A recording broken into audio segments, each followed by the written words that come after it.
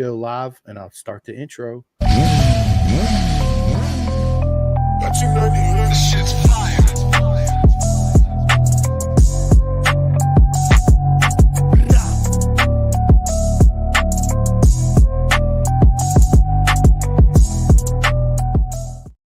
What is up, everybody? Welcome to another live Pendergast podcast. And let me tell you guys something. It's an absolute honor to sit here with my mate, Mike Smith. So real quick backstory. Me and Mike actually met at Cadwell last year in 2023. And yeah, I harassed him in his pit. I hope you didn't mind, Mike. No, mate. That was great. It was quite a surprise meeting you. Loved your energy and everything. It's brilliant. Yeah, definitely changed the mood in the paddock at the time. Anyway, good, man. Good. You know, I heard that quite often from everybody. Is my energy and my energy and my spirit was just a breath of fresh air. That's what everybody kept telling me. They're like, dude, your energy is just unreal. Yeah, exactly, mate. Exactly. I love it, man. I can't help it, Mike. I've been such a fan of the sport for so long. Every time I go, especially, you know, I'm a huge fan of BSB. It's my favorite race organization. And I catch some flack from some of my mates over here in the United States because they're like, well, Moto America. And I'm like, look, it's not their series are better than ours. It's the fact that they're super bike riders, man. They don't use no electronics on it. So it's old school, proper way of racing, right? So to me, that's when I grew up in that era and I miss it. You know, I mean, let's just be honest. Nowadays, Mike, everything's this PlayStation, Xbox controller with all these switches and buttons and knobs, and it's just like, what the hell is this, right? Levers everywhere, buttons. Yeah. It does everything for you, doesn't it? Man, it's absolutely crazy. It's especially when you see a cockpit of a MotoGP bike, you're like, I don't even know where to begin. I don't even know what button to hit, right? Like, yeah, Exactly. It's too complex. And what you do, right, with the old ZX, man, it's such a beautiful machine. And the Norton right there, it's all manual, right? You got to manually blip it to master revs, dude. That's where it's at. Levers, mate. That's all we've got. No buttons. So yeah, except for the start button. That's it.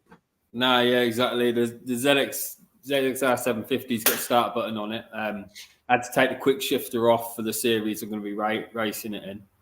So it's back to bare, just, you know, stock. Old school, proper way of doing it, man. I love it. I absolutely love it, Mike. So yes, listen, this has been a long time coming. We've been going back and forth, but yeah, so I finally got you nailed down to sit down to do this. So I want to get into it, Mike. Tell us your journey in motorcycles, like from the very beginning. And yeah, well, you know, I had a quite different journey to everyone else. So I was late starting with bikes. Obviously, having just my dad raised me and everything, money was always tight, so we didn't really do much. But my dad brought a 250 Ducati Mach 1, 1962 bike for him to have a go at.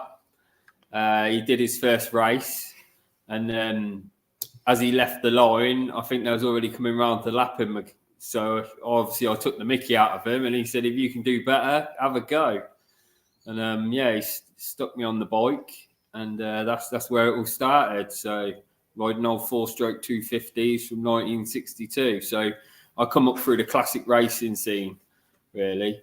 So obviously why I like the old bikes that I got behind me and stuff. So yeah, started when I was 16, and been riding like 24 years now, I would have thought. So yeah, it's been a long time, you know, on and off and everything. So it's not all consistent or whatever, but yeah. Dude, the classic bikes is absolutely amazing. I love to watch the classic bike races because that's the greatest memories of me, the golden era of racing. You know, it's simple. Yeah, it's where motorbikes all came from, isn't it? So yeah, you know, that's where they all started from, and you know, modern bikes are all a development of what was built back then. But yeah, no, it was different, but it teaches you a lot more control and everything, because obviously the brakes aren't as good. You've not got as much power. Tires not as good. Suspension not as good. I mean, when we first come through to modern bikes and everything, we didn't know about setup and tire warmers and stuff like that, and that was all another learning experience and stuff. So yeah, it's good. Yeah, it's absolutely amazing, right? And then when me and you met at Cadwell Park, you was racing in the BMW F900 series. Yeah, so my career's been a bit on and off, and obviously getting on a bit now. So I was 39 last year, and coming up to 40 in June. So cracking on, getting a bit old. So it's one of them. But yeah, because I've been on and off so much, I wanted to do Superstock thousands, but my fitness isn't up to spec. So I'd ride the bike, and I'd just 6 laps in or whatever, I'd be really struggling with my fitness. So I wanted to do something that I thought would see if I still can ride a bike, see if I'm still competitive, yet be a bit easier for me. And I like the sit up and beg and just the playful image of the BMWs. I thought it looks a lot of fun. My dad was obviously against it. He said, "Oh, it's BSB. They'll have all the top riders in there. You won't do no good," and all of this.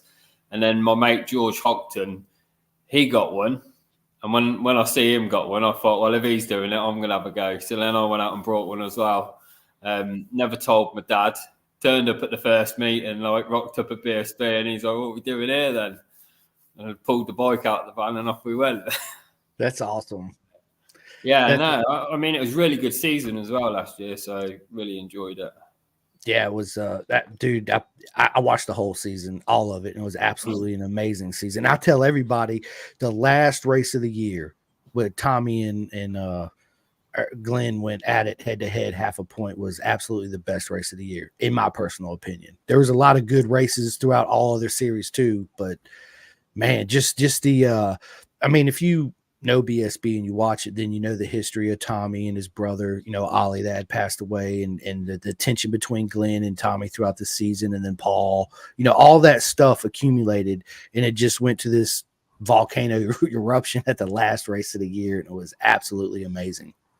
Yeah, exactly. I think with all the drama and everything from Donington and everything, it was good to see at Brands as good, close, clean racing as well. So it wasn't, there wasn't no dirty tactics, and it was just straight down, clean racing.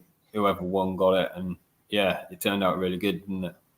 Yeah, dude, it was absolutely amazing. It was, man. And Cadwell's my favorite track, so I just want to talk to you about Cadwell for a minute, man. It's dude, and I ask everybody this, it's what's it like to ride the mountain course, man, to approach it and just launch it. I mean, I see it, and it's the most beautiful thing I've ever seen on two wheels.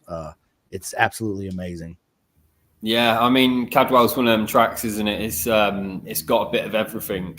It's my favourite track as well. So whenever I buy a new motorbike, we load it in the van and straight to Cadwell for a bit of testing. Yeah, I mean, you've got the fast corners, so you get a feel for the bike on the fast corners, and then you come back round and you're into the tight sections, and you can make sure the bike works on the tight sections as well. So, yeah, I love Cadwell. It's really good for setting up the bike and getting everything right and making sure you're happy with everything. And, yeah, really good. I mean, the mountains, obviously, a bit of fun, give you a smile every lap.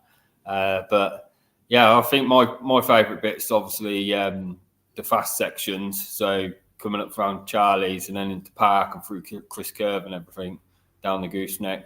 I really like that bit. But yeah, just as good through the tight bits. But yeah, it's a really good track, Cadwell. It's absolutely amazing, and not just the mountain jump is my favorite. That whole back section there, and dude, turn 1 through turn 2 and 3 is absolutely just wild. It's crazy because you're flat out coming up to the left, and then you flick it to the right, and it's blind uphill, and it crests, and you can't see around it, right? And I was watching you guys, just thinking to myself, holy shit, like they're just getting it, man, pinning the gas the whole way, and you hear bum bum, and just, oh god, it was absolutely amazing, man. Yeah, and the thing is, because the track's so tight as well, you've got to use all the tracks. It's like white line to white line, and like you say, it's up and over the crest, so you can't actually see where you're going. You just got to hope that you've hit your marks properly. That corner right there is one of the corners, I think, just me watching it and been there, personally, is one of the corners that separate the men from the boys. Meaning that, you got to know the track, but man, like I said, if you don't hit it just right, dude, you can end up on the runoff very quickly, exactly, on either side. So, and then the thing is that most people won't notice is as you come into the second apex on the right-hander, coming back down the hill, there's like a bump on the braking point. So obviously you're going up there and you're either in fourth or third gear, depending on what bike you're on. And then you're just dragging the brakes to get into Charlie's too. And there's a bit of a bump there as well. So that's obviously another tricky bit of the track there. Dude, listen, it was a dream. The whole time I was there, is this real? Like, is this really happening? Am I actually here? It's one of those places that's always been magical to me. It's just like, you see Laguna Seca for you guys, Laguna Seca and Coda and all that. The Corkscrew is absolutely amazing. It is a 3-story drop from the top down to turn 11, right? But my favorite corner at Laguna Seca is turn 1, because your 5th gear, flat out, blind corner. It has a little hump in it right there as you crest. And yeah, same thing. You got to hit it just right. Otherwise you can end up where you don't want to be on the dirty part of the track. But Laguna is a lot wider than Cadwell. But yeah. I've never been to Laguna, but obviously played it on the computers and everything. So yeah, isn't it well on the way into the first corner, aren't you? So you're actually braking on the corner to get into it's just it's a magical. It's one of those corners again that separate the men from the boys, right? It's I'm just gonna keep it wide open and hope for the best. And once you do it, you're like, shit, I made it. Now I can hit it again, right? And then even faster. And yeah, that's where it all starts. So yeah, it's good stuff, man. Listen, dude, we got Mark Hardy. He says Mike Smith, the Cadwell master, fast boy around there. Yes, absolutely. Absolutely, man. Yeah. So yeah, that's where I actually met Mike. And I said that earlier. I was in there hounding him every weekend. Every time I walk by, I'm like, let's go, Mike. Woo. Yeah, dude. It was awesome. Awesome. I love seeing, all the bikes out there, the super bikes, the super stocks, the BMW, the 600s, the GP2s. It's quite different than Moto America for sure. Yeah. So getting into racing, the classics, right? You grow up racing the classics, and then your mate bought the BMW F9, and you was like, you know what? I'm gonna have a crack at it too. So talk to us about your 2023 season in the BMW Cup. So 2023 was it was good, really. It was a lot of learning. We came in and I had low expectations because I hadn't actually done a full season racing for a while. Like, we've just been doing the odd meetings here and there. So we were just thinking we'll qualify for the main and that'll be our target. And then I think at Snetterton, I just missed out on a top 10. And then after that, it was we're chasing that top 10 then. Unlucky not to get it, I think. I think we was, riding well and was just unlucky not to get in the top 10. But we had loads of top 15 finishes, so I was really happy with that. Cadwell had my best result. Obviously in that heat race when it was raining and was all on the grid, and I was just sat there on my dry tyres without no one to help me. And commentators were all going mad for it and everything. And then dried up just before we set off. And obviously I was on the right tyres then and managed to get a podium in the heat race. So that was happy days. And then chucked it away in the main race. But no, it was good. It was good to be competitive, and I was happy that I was being able to race with people. And yeah, hopefully, the goal was we brought the bike late in the season last year. So it was to push towards this season. So fingers crossed. All the learning last year will put us in good stead this year to go for it. Yeah, absolutely. And, I'm going to be glued to it, cheering you on 110%. And for those that don't know the BMW Cup, right, explain to people the F900 and what modifications you can do, and actually the cost versus running like your vintage class. So the BMWs, basically, it's all subsidised. So you buy the bike and it's quite cheap. So I think it works out as about $7,000 for the bike, brand spanking new 2023 bike. It was $7,000 for the bike, and then you buy a race kit, and that costs, I think it was $5,000. I'm not sure it was plus that or including, but it's about $5,000. And then obviously you take the bike to Fortis Racing, and they will put the race kit on for you and everything and get it all ready. And then Yeah, so it works out quite cheap. I think it was about 12 or 13 grand all in for the bike and the kit all ready to go racing, which works out quite cheap. I mean, anyone that wants to build a full super stock or super sport bike nowadays is looking at 30, 40 grand, would have thought, for a top level bike.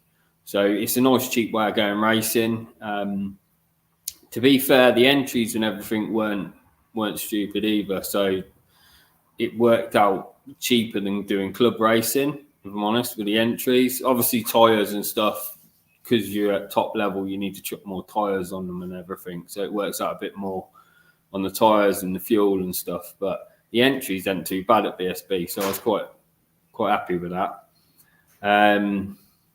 So yeah, to be fair, it works out as a cheap bike.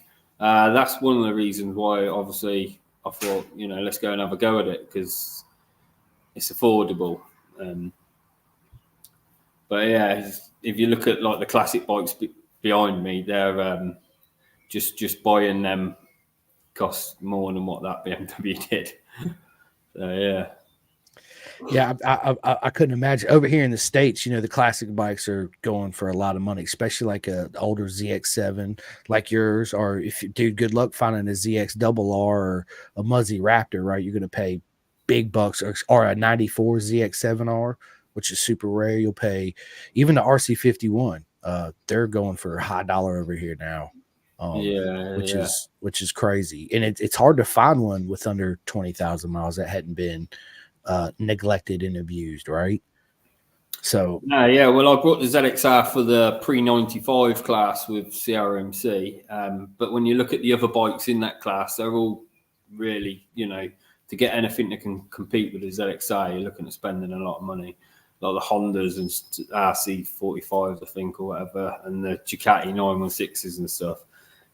I think they're just a license to print money, and just everything's expensive on them things. But that is a fact. I mean, you buy a 916, your valve adjustments every 6,000 miles, and that's just a street trim. If you're racing it, it's probably half of that every, 2,500, 3,000. You got to buy the belts and all that snazzy jazz. But the cool thing about the Ducatis is, because I had a 748 in a 996, a 1098. Now I got an 848. But the 996 and the 748 are so simple to work on. I mean, a couple of Zeus fasteners, all the plastics are off of it. One bolt, pretty much the tank comes straight off. I mean, quick disconnect fuel, and boom, it's totally apart. Versus now on these new machines, it's like 3 days just to take all the plastics off them things, right? I'm going to say they're a work of art, the new Ducatis, aren't they? With the exhausts and everything. Bro, they are absolutely amazing machines. But I would love to have, a 1996 ZX7R. Yeah, of course, RC45. But bro, Mike, if I was gonna find a decent RC45 out here, I mean, they're at least 50 grand, 100%. Yeah, the price of them is just and then you wouldn't want to race it, would you? Because if you smash that up, oh god, oh dude, that would be piece of my soul would go with it, right? It's if I bought one, but then again, dude, if I was rich, I would have one and be sitting in my room right here on display right now, right? I don't, so yeah. You'd have one sat behind you, like, on show. Absolutely. My wife would be like, what the hell? I'd be like, baby, I love you. I know you love me. I'm just got to finally talked her into let me bring my RC51 in my other living room over here. So wintertime comes, she comes in the house, so yeah. So I was going to say, the Manx Norton normally lives in the front room, so because I'm racing it, my dad's just done all the work on it and brought it over to my workshop, but it's normally sat in the front room. We've got the original Ducati 250 sat in the kitchen. That's awesome. So yeah, proper lad's house at my house, but I love it, man. It's absolutely amazing. Yeah, dude. So that BMW 900 Cup, it is a fairly way to cheap racing, and to me, it was one of the best classes to watch. I mean, it was super competitive. The sound of them are great, and I always love race bikes that are simple, classes that are simple. It's not too depth, not too much to it. Basically it's a bone stock bike with your upgrade kit, which is, I assume, an ECU, an exhaust, and maybe upgraded brakes. Don't change the ECU. We just allowed a flash on the ECU. So what do we change? We have fork internals, rear shock, and then I think it's just fiberglass. Obviously, we've got rear sets on there as well, but it's the standard handlebars, standard levers. We've got all the switches on there still. Yes, it's hardly anything really that you change. Most of it's stock wheels, stock brakes. I think you're allowed to change the pads if you want, but to be fair, the BMW pads work quite well. So I've just been running stock pads all year. But yeah, there's hardly anything really that you do change, just the suspension a bit really. So yeah, and that makes it simple and less cost effective, right? Like more cost effective, I mean, so you're not spending buku tons of money on everything else. In the chassis, I heard the riders, they said the chassis was actually a very good chassis. Do you agree with that? Yeah, the bike handles mega, if I'm honest. So it's one of the best bits about it is you can actually chuck it in and you know what it's doing. It's really planted. It's really heavy though. I'm not going to lie on that. It's one of the heaviest bikes you'll ever ride. But yeah, they handle brilliant. It's like riding a little 600. Absolutely flat on power wise. So it's nothing to get excited about there. But no, I mean it's brilliant fun riding them. So that's what matters, isn't it? As long as it puts a smile on your face. That's exactly what it's for. I mean, at the end of the day, Mike, it's all about having fun. Because if you're not having fun, then why are you there doing it? You know what I mean? Yeah, absolutely. And like I said, the stack was that whole class was a stack class. It was brilliant to watch you guys. And I met my man Harley Preble, right? Captain America, Evel Knievel. I was like, bro, what is up, dude? I loved it, man.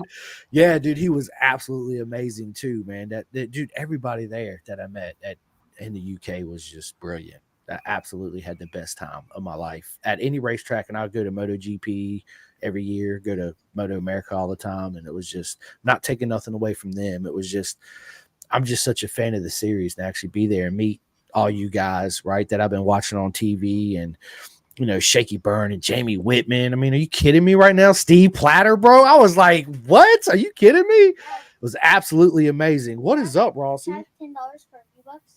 Not right now. I'm doing a podcast. All right, when you get off. Say hi to Mike. While you're in here, say hi, Mike. Yeah, you're right. Yeah, sounds good. Listen, yes, when I get done. Wait, can I have 2,800? Bro. Can I do this? Yeah, but can I have 2,800? Look, he dude, listen, this is what I deal with all the time. So everybody watching, my son needs some V-Bucks. So we need a donation right now so he can get some. Donate $20. All right, go play with your friend. Let me finish my podcast, bud. Go. Yes, get out of here. I'm gonna murder him, man. Good God. Bro, it's always something with him. He's like, can I have V-Bucks? Can I have this? You know, because he plays the Oculus with his buddies and Fortnite and all that snazzy jazz stuff. But his name's Hayden Rossi. I named him obviously after Nikki and Valentino. So yeah, man. Yeah. He told me though when I got back, he's like, Daddy, next time you go, I have to go to the UK with you. I was like, all right. Sounds good. So 2025, hopefully if it works out, I'll be bringing my mini me with me too as well. And he's crazy. So real quick story, I take him to Moto America every year. A lot of people already know who he is in the paddock, right? So dude, he takes off running and I'm watching him, Mike, and he's going from pit to pit, like straight walking up to mechanics, racers and all that, riders walking around. He's like, hey man, you dropped your pencil, and they would look down. He'd be like, hi, I got you. And they would just laugh. And I followed him throughout all the pits, right? He comes up to Jake Gagne. He's like, hey, you dropped your pencil, and he looks down and he pulls one out of his pocket. He said, you mean this one?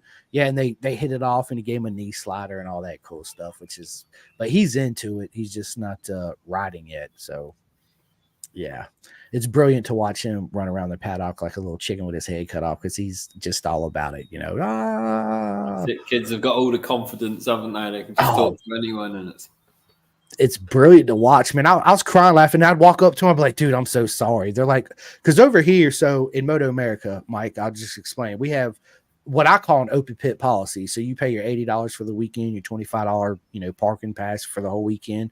And literally it's the Attack Yamaha trailer with an awning on it. And they have a little strip going around it to prevent you from walking straight in.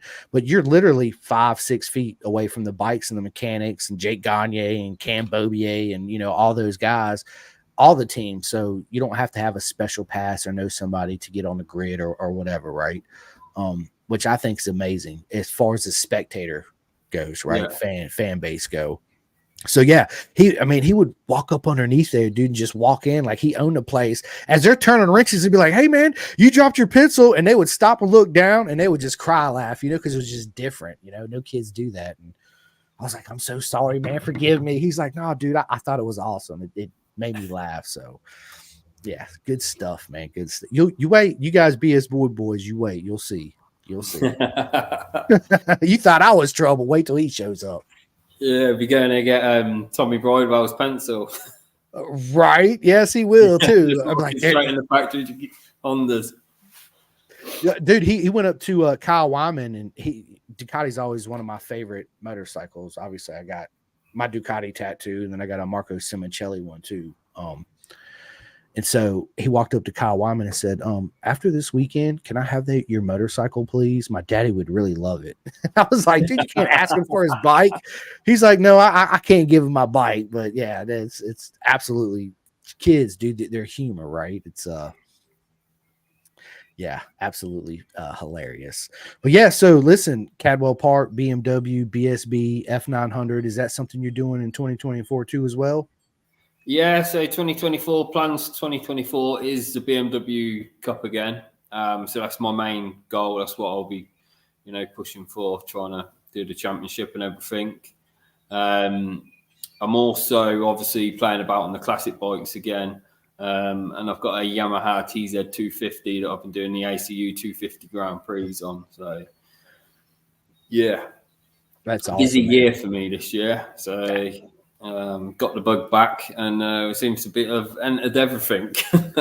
That's awesome, man. It's good, man. You're happy. You look happy. And everybody, just to let you guys know, when I met Mike, he didn't have that big beard. He's gone all right now. So Mike just started a vlog on YouTube, and when I seen it, I looked at him. I was like, "That is Mike," because I had to take a double look. I think it's awesome, man. Absolutely. So are you going to keep that this season too as well? Yeah, I'm liking the beard. I'm feeling it. It's it don't grow on my head anymore, so I thought I'd grow it on my chin instead. So I love it, dude. So listen, Mike, a couple podcasts ago, I went out with a couple of my buddies, and they gave me this wig right here, and they told me to put it on, right? So I put on this wig, bro, right? I had a whole wig on, and they're like, "I dare you to wear that during one of your podcasts." So I was like, no problem. So I wore this whole wig with some sunglasses on during a podcast, man. But I love doing stuff like just change it up, right? Have fun with it. Have so exactly. Dude, next time we come on together, I'm gonna wear a wig. You're gonna have one on, and we're gonna have an absolute fun time with it. It's gonna be proper, absolutely, man. Dude, so listen, I love the classic bikes, man. So what season is the classic bike? Like, how many races pertain to that? At the moment, I think I can only do 4 of the actual races, obviously, because I've got to prioritise something. So the BMWs come first. I can fit, I think it's only about 4 meetings I can fit in the CRMC. And I'm hoping to do the majority of the 250 Grand Prix meetings. But it all depends what happens. Obviously, bike's got to keep running all year and everything. So. But yeah, no, just obviously it's all a bit hectic. Everyone I think has been a bit stressed about the first round being in Spain for the BMWs. So I think once that's over and done with, and then everything could be a bit more easy and chilled, like. But yeah, just trying to organise everything to get out to Spain and stuff for a round of the racing's a bit hectic. It's a bit different to what we're used to. I can only imagine, Mike. I absolutely could only imagine. So let me ask you this, man. How hard is it for you to transition from like a 252 stroke to the ZX7 to the BMW? Is there is it easy for you in your mind? You just jump on it and just roll with it, or? If I'm honest, for me, it's quite easy. I hate to say it, but it's just like riding a bike.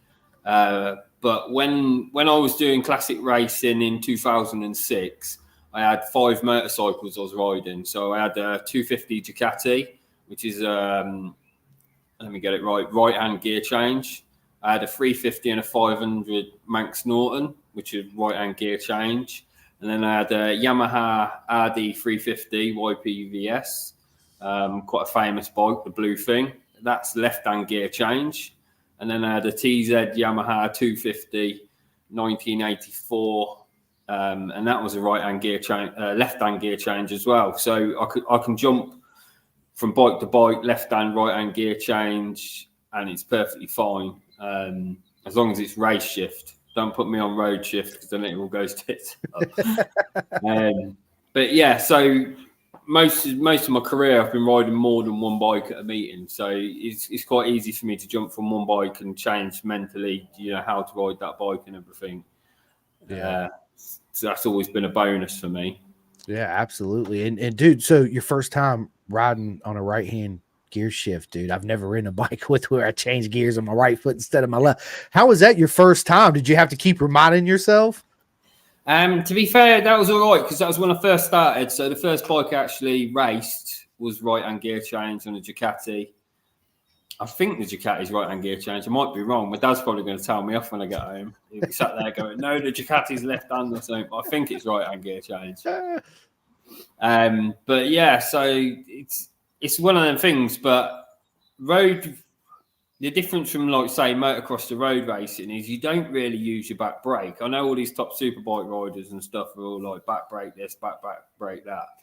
But you hardly use the back brake. So with classic racing, you mainly use the clutch and use the engine braking to slow down the back wheel.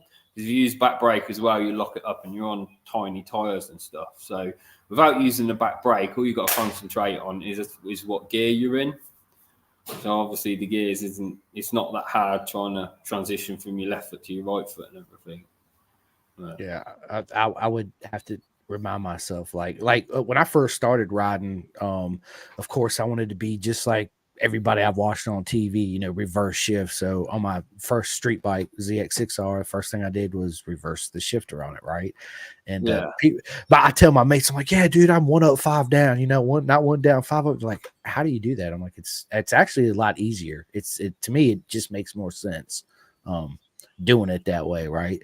And so now when I jump on one of my mates' bikes and I ride it and it's not reverse shift, I gotta tell myself, okay, this is normal. It's not reversed, right? And yeah, man, good stuff, man. So, dude, TZ250 two-stroke always been one of my dream bikes, right? The Aprilia RS2, any 250 two-stroke. They're just so streamlined, light, magical, and you got to really know how to ride to get the best out of them. So, tell me your experience on riding the shit out of a 250, Mike. Yeah, well, first TZ we had was a 1984 bike, like I said. So this is probably the worst of the two strokes to ride. So it's got no reed valves, no power valves, nothing. The power was from, I think on that one, it was from 10 to 13,000 RPM. So you have absolutely no power all the way up to 10,000. And then it comes in like a can of Red Bull. You straight away, boof, everything. So that's entertaining to learn to ride. But once you get the technique and you learn just to shift down really fast and keep it in the rev range, they're really good bikes. I mean, they weigh nothing. They handle so nice, and everything is proper race bike type thing. Absolutely. But yeah, it's getting your head round, obviously, the peaky power and keeping them revving and stuff. The hardest thing. Dude, listen, I miss the two strokes. Who doesn't, right? Who don't miss the 500 Grand Prix two strokes in the 250? The smell, the wing, wing. I mean, dude, it just gets your heart just pumping, right? 500s are the dream, aren't they? 500 two strokes. Dude, and have you ridden a 500 two stroke? I haven't had that pleasure yet, no. Hopefully one day, but right. I see the price of them nowadays, and they're selling for like 100 grand up, and it's like, yeah, that's not going to happen in my day. Nah, it's not going to happen unless I hit the lottery, right? Be another one sitting in my living room because I already know I'd end up in the hospital real quick on a 502 stroke. I mean, let's just be honest, right? Yeah, I don't have the skills to do that. So yeah, it's good stuff. So we got Martin Adams up in the house. He says, "Evening, guys." Martin Adams, he owns the Clothing Kings, the company that makes all the clothes. Proper mega guy. Yeah, he's absolutely amazing. We got my buddy Mike Cook up in the house. He says, "What's up, guys?" And then we got my good buddy Peter Essoff. He's an American over here. He raced at the TT in a sidecar, and he has a question for you. He says, "Ever race a sidecar, and what do you think about them?" I've never raced a sidecar. I've repaired one for a mate once, and I rode it down the road, and I think it's absolutely scary as hell. Them old boys have got big balls. I mean, yeah, it's just a different kettle of fish, isn't it? Listen, all the TT riders are the solos, right? But to me, the most insane is the monkey on the sidecars. You know, it's like they're just sitting left and right, forward and back, trying to find the traction. And I'm just like, you guys are just absolutely, I love it. It's beautiful. It's absolutely amazing, you know. And I got in depth with Peter talking about side. I always wanted to ride in one. And I actually heard Dom Hoberson, he was talking about the first time he went out in a sidecar with his full leathers with the knee pucks and all that on. They're like, nah, that's not it. You know, but they're amazing. Yeah, they are, man. They're it's a different breed of fish for sure. Yeah, definitely. I mean, you need to look at the Vintage Club or the British Historic Racing and look at Nick Weston on a sidecar, especially at Cadwell as well, going over the mountain on one wheel on a three-wheeler. Absolutely crazy. Oh man, I wish they had them there when I was there, because I'd have loved to see sidecars at Cadwell. Yeah, it would have been good. So I showed up on a Thursday, Mike, and they actually had a track day. They actually had cars and bikes. Like the bikes would go out, and the like Mazda Miatas and all that would go out, which was just crazy, right? And just honestly seeing the car, I knew the track was narrow when I first seen it. I was like, holy shit, look how small it is. But then when you see cars on there, it really puts in perspective how narrow that track is, you know? Yeah, exactly. It must be hard for cars to make passes around there as well. Well, it's just like F1, right? It's like, I used to watch F1 all the time, but now it's like, you know, just boring, you know, no passes or anything. Yeah. But Max Verstappen is just absolutely murdering it, you know, but it's good to see. But yeah, Mike, listen, beautiful Norton in the background. Tell me about that Norton you got right there. She is a beauty. Yeah, she's a nice one. So obviously we haven't touched on it yet, but my dad lost his leg in a road bike accident in 2011. And then once he got his payout and everything, that was what he wanted. He wanted a Manx Norton to sit in the front room and polish. So he went out and brought that. It's a pre-62, I think, Lansdowne spec bike. So we'll be racing it in the Lansdowne at Pembrey next weekend. It's a 500cc. So yeah, don't really know much about them, if I'm honest, so I can't really give you much spec on them or anything. But yeah, drum brakes. It's got 90 profile tyres on it, so spindly little tyres. It's actually on 19-inch wheels for the Lansdowne. Wow. So that makes it interesting. You're not allowed tyre warmers, nothing like that on them. And you're not allowed a full fairing either, so you just got the fly screen on the front. So you've got to tuck in behind a tiny little windscreen light. And that thing's air cooled, correct? That is air cooled, yeah. So it's 500cc 4-stroke. It's a overhead cam or whatever they call them. So one of the early ones, but it's gear driven and everything. So yeah, proper. What you find is the first time you ride a Norton Manx is the engines are noisy as anything. So first time I rode for Tony Dunnell was at Snetterton, and they red flagged the session we was out in, and we pulled up, and there was 3 of us there, and I'm revving it, and I'm thinking, oh my god, this thing's gonna blow up. And my mate next to me, I said, is yours noisy? And all you could hear was them all rattling away, and he's like, yeah, they do that, Mike. I was like, God, yeah, noisy engines on them. Well, it's like a Ducati with a dry clutch, right? It's clack, clack, clack, clack, clack, clack, clack, clack, clack, clack, clack, clack. Yeah, you don't know how. Yeah, you don't know how many times I pulled up to a gas station and people are like, your bike's getting ready to blow up. I was like, no, it's not. It's just got a dry clutch. It's not submerged. And they're like, what's a dry clutch? It's a clutch not submerged in oil, right? So it's completely dry, and that's where that clack, clack, clack, clack comes from, because they're just banging together. Yeah, everything's outside of the engine, so it's not. That's beautiful. Absolutely. And so my man Peter Essoff says that we'll be at the Sidecar Revival this year. Looking forward to seeing you at Cadwell Park. There you go. You get to meet my mate Peter, Mike. That's awesome. Yeah, nice sound. If he's, Good stuff, man. Good. So, dude, I'm a Kawasaki fan, dude. You gotta tell me about that beautiful ZX you have right behind you. Yeah, well, this is a new purchase for us, this Kawasaki. So, obviously, when my dad used to watch the Superbikes and everything, it was all Scott Russell and Foggy and everything going at it. And my dad was a Ducati fan. He liked Foggy and everything, but I preferred Scott Russell and Anthony Gobert and them on the Kawasaki's. So I was Team Green since a young lad. And then the CRMC have brought out an up to 95 class. And my mate Ant Hart's got a 916. So I thought we best get out there on a Kawasaki and represent. So we went out and brought that. So it's a full trip bike. It's meant to have 140 brake horsepower.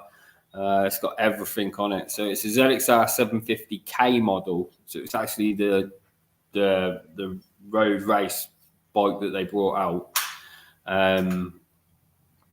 But yeah, it's full weapon ready to go. But we went out at Alton Park on it and got 2 wins in the pre-injection 1300 last weekend. So that's a nice showing for it. So it's a good bike.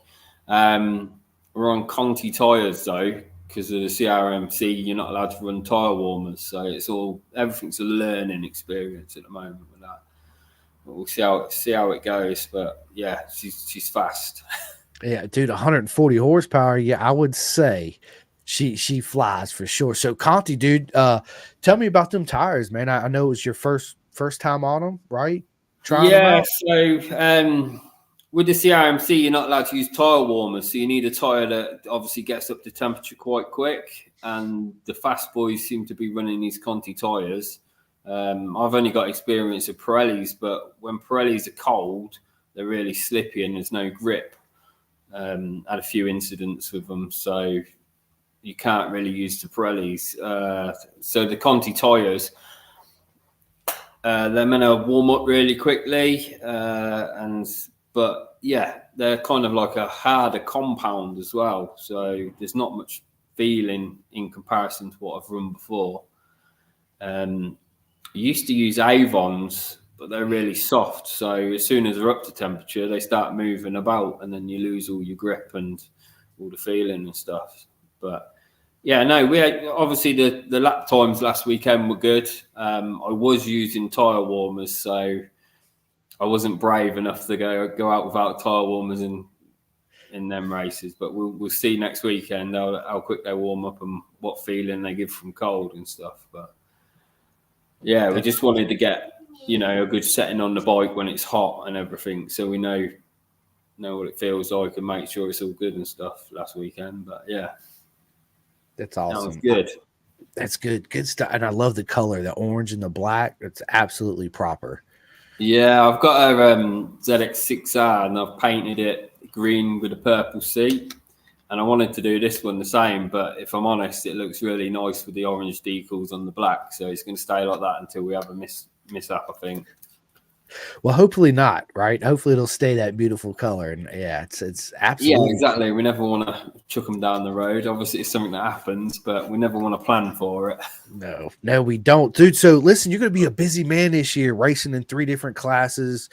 So I assume you and your dad do all the work, all the maintenance and stuff on the bikes too? Yes, yeah. So the team's just me and my dad at the moment. So my dad's getting on a bit at the moment, so he doesn't do as much as he used to. He used to do all the bike work and everything. That was his thing.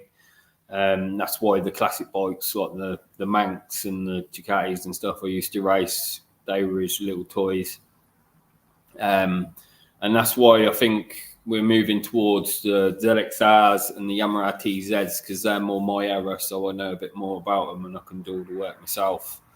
But yeah, it's just a 2-man team at the moment. So we turn up at meetings, he's in the camper van, I'm in the race van, set up and everything, and then do everything ourselves. But yeah, it's quite good. Nice family atmosphere and everything. Absolutely. I love those stories, man. Father and son, just the whole family in there, just giving it their all. It's an amazing story. It really, and didn't I meet your dad there at Cadwell? Who Yeah, was you that? did. My dad was in the awning with us. Yeah. Okay. Yeah. Awesome, man. Absolutely brilliant. I love it, man. I love it. So are you excited about 2024 or what? Like I say, I'm a bit anxious at the moment, but it's mainly because of obviously this meeting in Spain, trying to get everything sorted, make sure. Because I mean, when you're driving to Spain, you don't want to get there and realise you left something at home or you haven't done something that you need to do from England, and so I'm a bit anxious about that. I'm really excited to get out on the Kawasaki again after riding it for the first time last weekend, and so I'm excited but anxious. And it's just one of them, isn't it? It's same with racing, isn't it? You're always nervous, and then until you get on the grid and you're there and you're ready to do it, and then obviously everything's then calm and nice. But absolutely. I think the stress this year is obviously with the Spanish meeting, and then once that's over and done with, I'm hoping that it will go back to just normal and just waking up on the Thursday morning, driving to the track and cracking on with the weekend type thing. But at the moment, there's a lot of planning going into it, and I bet. So how far of a drive is it from Spain to where you are in the UK?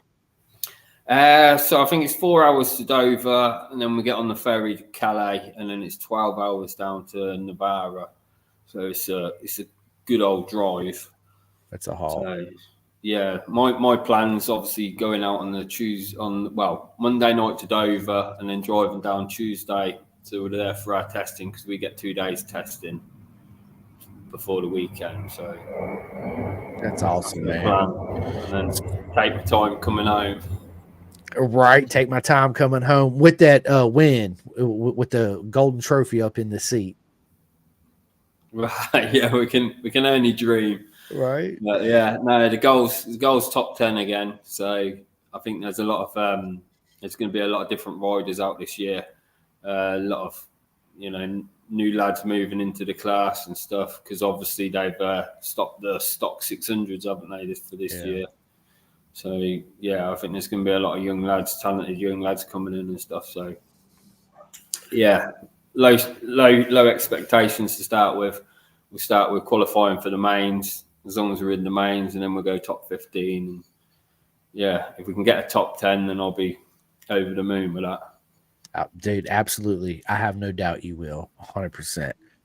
100%. So let me ask you this, Mike. How does Mike Smith mentally prepare for your race? Do you have any rituals you do, like left boot on before your right boot, or? Yeah, I wish I did, mate, but I'm pretty basic. So normally find someone to take the piss out of, wind someone up, try and put all the stress onto them instead of me. But I'm quite simple. So it's just a fist bump with the old man and off I go. I love it. So you don't listen to like any type of music, do any type of stretching, or just 10 minutes of quietness or anything like that? No. You'll probably find if you stick your head in the awning, if everything's going right, it'll be nice and quiet, sat there with a nice cup of tea, chilling out. But if it's all going tits up, there'll be spanners flying everywhere, bike parts everywhere, laid everywhere, and just trying our hardest just to get out there and make the start. But there's no rituals or anything. It is what it is. Get the bike done, and then get out there and show them what we got. It's just absolutely, and I can't wait. I cannot wait. So listen, everybody, Bennett'sBritishSuperbikes.com. It's where you can watch BSB live this whole year, and they show everything. The F900 Cup, everything, the GP2 class. You can't miss it. So tune in and cheer my man Mike Smith on. Let's get them W's. I can't wait. Yes, let's go, man. I can't wait. I can't wait to come back out in Cadwell in 2025. Because you're going to hear me come on and be like, Mike, what is up, dude? Yes, I can't wait, man. We're going to have so much fun, bro. Well, listen, dude, we're 50 minutes into this already, and I know it's, in the evening time where you are, so I don't want to keep you on too much longer. But listen, I'm a huge fan. It's an absolute honor to have you on. But I want to get into my favorite part of the interview where we talk not about bikes. We talk about what Mike does away from everything. And I know you're a busy man, right? So let me ask you this. What is Mike's worst habit? Mike's worst habit? Yep. Oh, God, I don't know. That's an hard one. I don't really know if I've got any habits or anything. Swearing. Swearing. I mean, that's just natural with everybody, right? Yeah, exactly. That's just a bad thing, but yeah, I don't know. Bad habits. Like, do you bite your fingernails? Do you?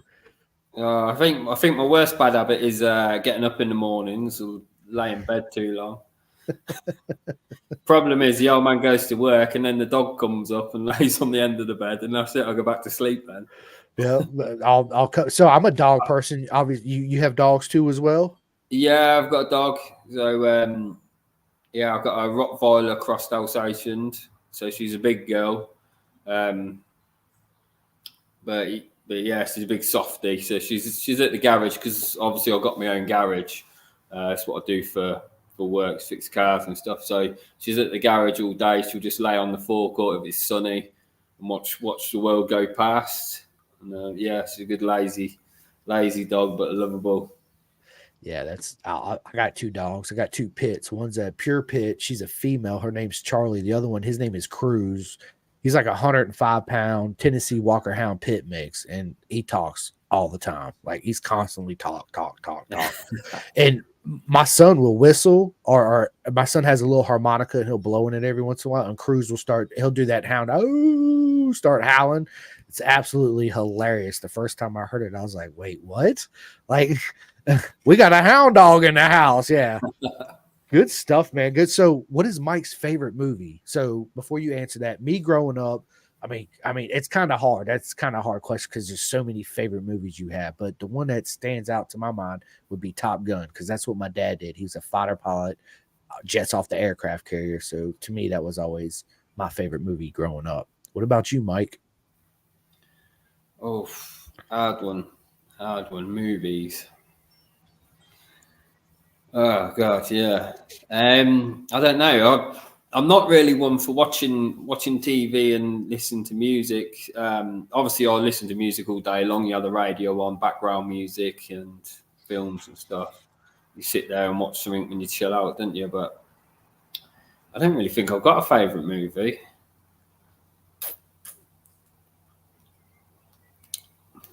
See, away from bikes, I'm just a boring bloke, mate. No, you're not, man. No, absolutely not. It's living life stuff. I'm not very good at this. Yeah, dude, it's all good. It's all good. So let me ask you this. Tell us something we don't know about Mike Smith. Tell you something you don't know about me. Oof.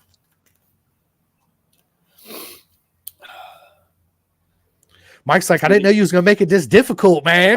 Mate, God, don't. It's when people ask me questions, the mind just goes blank. So, what am I meant to talk about? This is what I said. I'm not the most the best person at talking. Like, I'm all right when talking bikes and stuff because it's natural. Like, but yeah, talking life and stuff, it's really really hard work for me. It's okay. So, all right. Well, let me ask you something easier than Mike. If you're going to a track day and you can invite any three people to this track day, whether it would be Valentino Rossi or Mick Doohan or whoever it is, what three people would you bring to your track day? Right. Do they need to be alive? Nope. That could be dead or alive. Anyone. Anybody. To be fair, I'd probably just, pick the classics like, say, Barry Sheene, Mike Hailwood, and a third. Who do we go for? There's so many great people, isn't there? But I just like to surround myself with the great old people. So we'll probably go for Aggo as well then. And then just to see how they are around people. It's like when you go into a paddock And obviously you see people on the track and they're fast or they're slow or or they're really smooth or they're aggressive on the bike. And then you chat to them in the paddock and people are completely different, isn't it? So it'd be nice to, go to a track day with them, chill out and just see what their actual personalities are, away from the cameras and the racing and stuff. Yeah, absolutely. I couldn't agree more. This is why this is my favorite part of the interview, because I get to know you more on the same thing. Exactly what you just said. That's exactly what we're doing. So, well, that was a good choice too, man. It would be hard. One of them for me would absolutely be David Jeffries. I would absolutely have to have David Jeffries at a track day with me. Man, dude, Joey Dunlop. I mean, come on, the absolute legend, right? I know he was quiet away from everybody, but I thought if you sit him down and be in his own little element, he would come out of his shell, and I'd want to get to know him too. And then man, third, Shaky Byrne, absolute legend. Would love to sit down and chat it up with Shaky, man. I've followed him for so long, and yeah, great guy. And I met him at Cadwell, and because I stood there with my buddy Dave, he said, Shaky just went there. And I was like, I'm not leaving. I'm staying right here till Shaky comes out. I'm not moving. I don't care if a storm comes. I'm not leaving. And yeah, it was absolutely brilliant, man. So, Mike, let me ask you this. If Mike had an island, your own personal island where you lived, what racetrack would you have on your island? Out of all the tracks in the world, what one track would be on your island? I don't think you can pick a track. You'd have to change it daily, wouldn't you? I just don't give me a track. Give me a tarmac machine so I can just lay as much track as I want, and we just change it up weekly.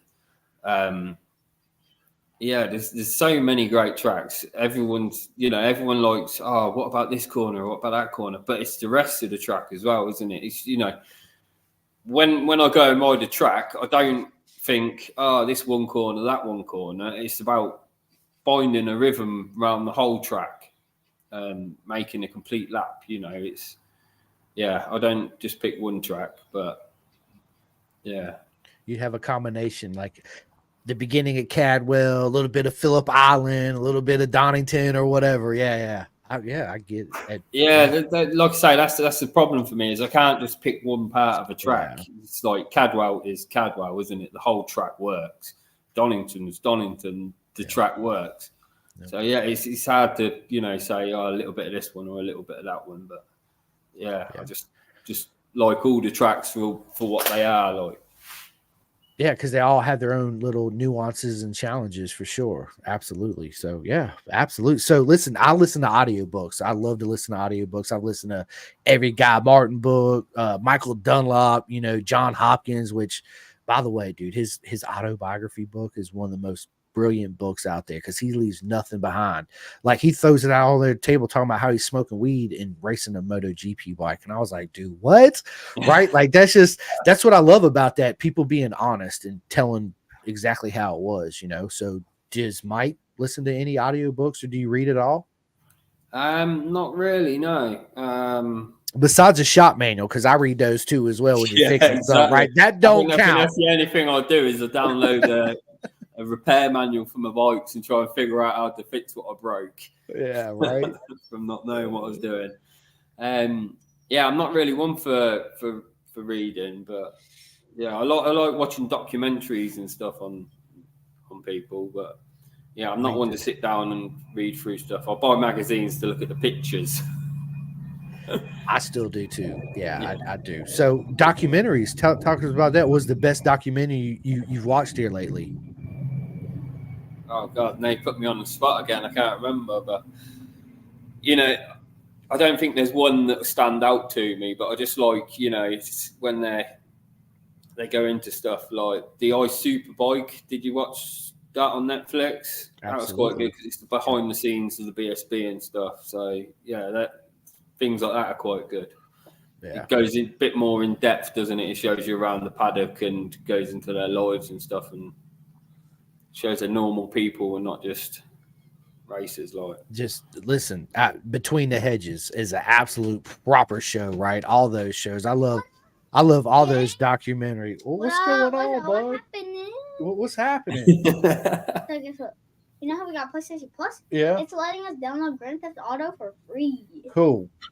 I appreciate it. He's in there downloading stuff on my PlayStation. Yeah, I'm sorry, man. My boy always busts in here, which is brilliant. I love it, dude. Yeah, it just brings, like I said, because I'm a family man. I'm real big into family. Like I'm going to eat dinner with my mom and my dad tonight. Tomorrow, I'm going back over there because it's Easter, and yeah, to me, family's the most important thing in the world, right? And honestly, Mike, that's the number one reason why I do this podcast is one day when I'm dead and gone and I'm not here, Rossi can always go back to YouTube and Spotify and iHeartRadio and listen to his dad doing what he loves to do and interact with legends like yourself and my mate. You know, you're my mate too, and just everybody. It's just something I want to leave behind for him.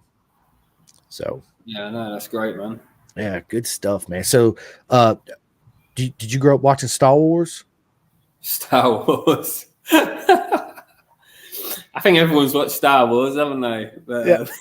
Absolutely. So, what Star Wars character would Mike Smith be?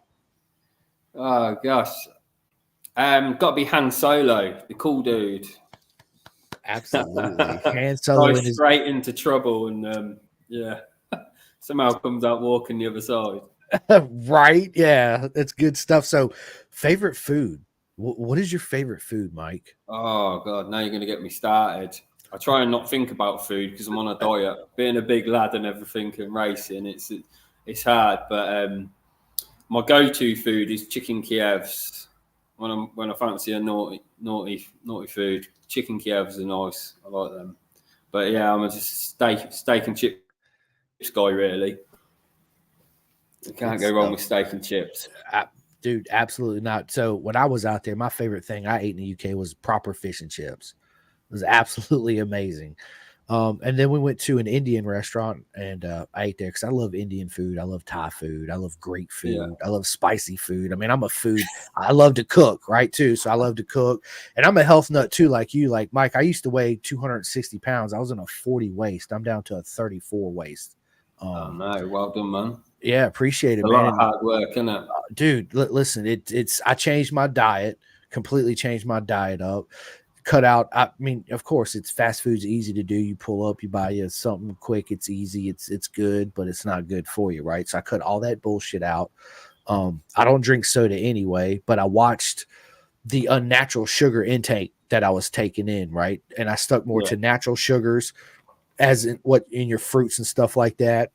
Eating a lot more vegetables. And just do push-ups. So I like to do the breathing. So I like to breathe where I take a deep breath in, but I let out less than what I took in. And I do that like 30 times. And then I'll hold my breath and I'll do like, some push-ups. I try to do at least 50 push-ups a day. And ice baths. I got big into ice baths too. So yeah, just simple diet, watching what you eat. Of course, everybody has a cheat meal. Don't get me wrong. I still do too. I'm like, I don't care. I'm eating it, right? It's so good.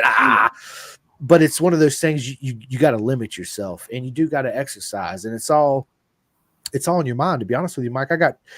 I looked down and I couldn't see my feet or nothing. I was like, nah, I can't do it. Like this, I'm done with this. Right. So yeah, I just changed it all up and it's been fairly easy maintaining where I'm at now, but I still need to lose some weight, and it's that last little bit that, I think is the hardest for you, Yeah, well, like you say, I mean, overeating's too easy, isn't it? It's like when I set up my garage, obviously I wasn't racing at the time, so I was just eating off the vans that come in and nipping to McDonald's or grabbing some fast food on the way home. And yeah, I got up to like 15 stone, and it was like, oof, I need to get back into some 52 levers here. This ain't happening.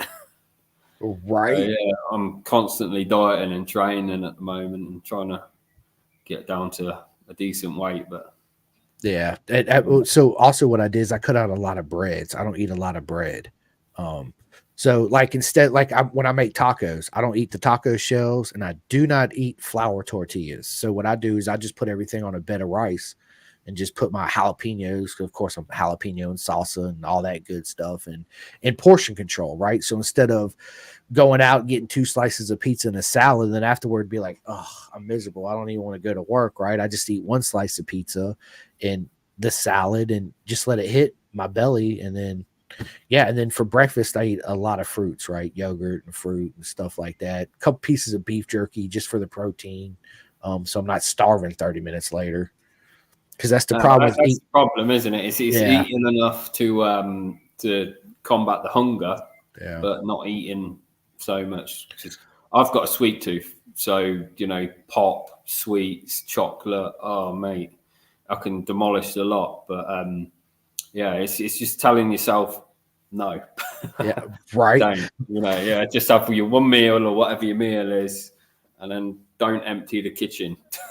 Don't. Yep. Do not. And dude, my biggest weakness when it comes to sweet is Sour Patch Kids, bro. You give me some Sour Patch Kids, mate. I'm all over. I'm like, give it to me. It's absolutely. Yeah, anything with a twang, mate, and it's gone. My biggest killer is prawn cocktail Pringles at the moment, mate. It's like, oh no, don't. Once you pop, mate, they're all gone. You're looking at the bottom of the can going, wait a minute, this was just full 10 minutes ago, right? Yeah, absolutely. Like, it's getting bad. You're tipping the tub, and it's like, no, they've all gone. Where's the Pringles? Where'd they go? No, I got to buy more now. Let me ask you this, Mike. Celebrity crush. Who is Mike's celebrity crush? Oh, God. There's so many, though, isn't there, nowadays? You just go on the internet and hot birds everywhere. Absolutely. Oh, God. Put me on the spot again. Celebrity crush. What's it? Zombieland. Yep. Emma Stone. Yep. Oh, mate, yes. Absolutely right. Yes. Good answer, man. She is absolutely amazing. So, next question. What advice would you give your younger self, Mike? Oof.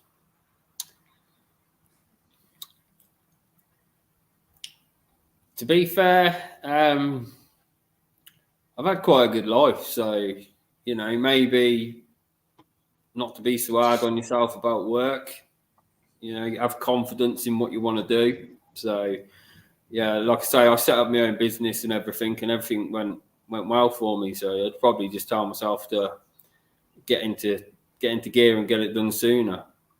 Yeah. But the problem, obviously, I had with being younger was I was going everywhere racing and stuff. So times it's hard to find the time, isn't it, and commitment to stuff other than racing when you're racing. Yeah, 100%. And I feel like the older I get, the faster time goes. Yeah, definitely. The older you get, and it's like the years are just ticking off now, where before it was like getting to 21, so you get cheap car insurance. Jesus, that took forever, didn't it? Yeah. And as soon as you've gone to 21, you're at 30 and you're thinking, well, where did that go? Yeah, like I say, I'm 40 this year, and it's like I still feel like a 21-year-old myself, like. Dude, listen, I'm not far ahead of you. I've never said this, so this is the first time I'll be 47 this year, bro. Oh man. Dude, and in my mind, dude, I'm like you. I'm 18, 19 years old, and I think part of keeping the aging process down, not being so gray is being happy with yourself, being happy with where you're at, and just loving yourself and loving life. Because at the end of the day, you got to love yourself, right? And you got to take care of yourself. Yeah, and 100%. Not be depressed and the what ifs and the what ifs, man. Fuck all that. Life's too short for that shit, right? We're not here for a long time, but we're here for a good time. You know what I mean? So exactly, man. Exactly. Whatever's getting you down will be all sorted tomorrow. Absolutely. Time to sort stuff out. Absolutely. And one of my favorite sayings I actually took on last year was none of us are strangers. We're just friends that haven't met yet. Right. So that's I never met a stranger. That's kind of goes side by side with that. It's good stuff. The way you walk into an awning, mate, they're definitely no strangers with you. Yeah, right. Absolutely. Hey, it's me. I'm here. Yeah, I'm here. What is up, fellas? And everybody looking at me like, because the first person I met when I got to Cadwell was my mate Benny Grayson, and I was like, Benny, what's up, dude? My buddy Malcolm actually pointed him out. He's like, that's Benny. He actually races. And so that's where it all started. And I was just, dude, from the time I arrived there in the track, I was like, dude, I hope y'all know I don't think y'all are ready for me. And Malcolm's like, what do you mean? I'm like, dude, I'm wide open. You have no idea. Just watch, bro. And I was just everywhere like, woo, what is up? Hey, my name's Simcoe from America. It's an absolute honor to meet you. And everybody's like, whoa, where's this guy from? Yeah. Good stuff, man. Definitely, Good mate. stuff. When you left our morning, my dad turned round to me and he went, Jesus, that's different. Yeah,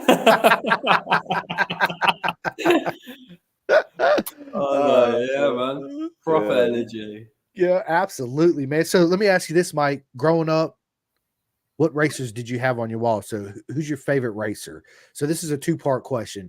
Your favorite racer that's not here anymore and your favorite racer right now in this day and age. Oh, so I've got to say Anthony Gobert. Obviously, was it end of last year, start of this year when he passed? Yeah. Such a talent. And like I say, that was when I first started watching Superbikes and stuff. And yeah, left a mark on me watching the Kawasaki's up there and everything. Brilliant. Definitely 100% trier and everything. So yeah, I got to say Gobert. And then at the moment, Pedro Acosta. Baby Jeebus, that's my dude. Yes. What a man. What a man. He is going for it, isn't he? Yes. Yeah. I don't really normally have favourites. I like racing. So, you know, I didn't like Marquez at one point when he started messing with Rossi and stuff. That weren't cool. But I stand behind Marquez at the moment. He's a top rider. There's no one doing, you know, what he can do, except for obviously Acosta's coming in and doing the same now. But yeah, so yeah, I don't really pick favourites and stuff, but you know, Acosta, we've watched him since Moto 3 and watched him all the way up, and it's just impressive every time he gets on a bike, isn't he? The first time I seen of the beginning of the season, his first Moto 3 when he started from pit lane and won, I immediately said he's going to be a fucking problem. No question about it. He is going to be a fucking problem. He came in day one and just annihilated everyone, weren't it? It's like, mate, this ain't your TV show anymore. I'm taking over. I'm taking it over, right? So listen, you see my Anthony Gobert helmet right here?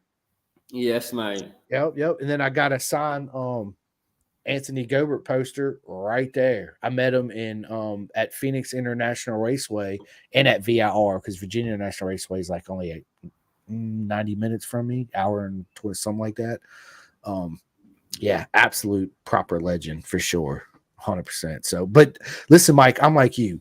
People ask me that before Rossi retired, hands down, Valentino Rossi. There's not, you couldn't even question it. Him and Nicky Hayden, of course. And then now, dude, I got so many mates that race. You know, you are one, and everybody else in BSB, and all my mates over here in Moto America. I'd rather support you guys and buy a t-shirt or a hat or join your club to help you out. Versus going out and buying, you know, a Marc Marquez hat or a Pedro Acosta or whatever, right? Because all you guys are my favorite. And one question I get asked is like, yeah, who's my favorite rider? And I'm like, that's it. That's my answer is all you guys. All you guys are my favorite. I pull for every single one of you. I know only one person can win and one person second and third, but I still cheer for you guys as if you won because I know you guys personally. And I'd rather represent and wear your clothes and your hat and your t-shirt versus somebody that's already made it and gets millions of dollars. You know what I'm saying? If that makes sense. Yeah. I get you, man. It's better to support the little people than obviously pumping money into the machine. Yeah, right. Absolutely. So Dial joined in. Dial, he wants to know what's in the background. So tell him the year, make, and model of that Norton and your ZX right there. So it's Manx Norton 500 Lansdowne spec, pre-62. So I'd say it's a 1961-62. I'm guessing. My dad will tell me off for getting it wrong. And then the ZXR 750 is a K. So I'm guessing that's a 92 model. Yeah. Absolutely brilliant machines. All right, Mike, I got one more question for you, and then I'm going to let you give all your shouts outs and all that stuff. So my last question is, in your opinion, who had the greatest TT comeback ever? I know the list is long, but I'm going to give you two names, okay? Birchwell and the boys, or Ian Hutchison? I don't really know much about the Birchall, so I'd have to go with Hutchie out of the two of them. Obviously, you know, with the TT, it's a massive thing, isn't it? And it's a massive thing for obviously the risks and stuff. So Hutchie's had a hard time with it, really. And I mean, when you look at the bloke standing up and you see his legs and stuff, so that man's obviously put a lot of determination and effort into getting back fit and getting going again. So yeah, he's an absolute legend, dude. All those guys, you know, dude, Mike Hellwood, Connor Cummings. I mean, dude, they're all absolutely legends, as you are yourself, right? But have you ever been to the TT? We went over in '95. My dad went out, took us over. Me and my brother when we was kids alike. But when I was doing the classic bikes, Tony Dunnell used to do the TT. So he used to take his bikes over and his riders, and you know, we were thinking about doing it, but we did the Iro instead, which is the European road racing stuff. And I think we did 4 or 5 meetings over in Europe, but we got to a place called Chimay, and it's all what do you call it? So the metal side of the roads, the guardrails, the Armcos, the Armcos. It's Armcos both sides of the road, and it comes down and it's like flat out in 6th gear, and it's left, right, left, and then up and over a bump and down into a right-hander, like. And I was chasing a bloke called Lee Gorley, who's a top name in classics down there, and I just felt my helmet scuffing on the Armcove. And then after that, I was just looking left, right, ditches, fences and stuff. And I haven't got the mentality for it. I like to be confident that if I come off, I'm going to slide and go into some gravel or something, rather than, you know, like Connor Cummins' crash at the TT where he bounced over the driveway walls and stuff. And I think once you start thinking about the risks and stuff, then you're not going to be a good road racer. So yeah, for me, it wasn't the sort of racing I like to do. Yeah, well, dude, it's on my bucket list. I have got to go before I die to the TT. I want to be that crazy fan. I mean, you guys already know I'm crazy anyway, right? Well, not crazy, but in a good way, right? I bring that good energy.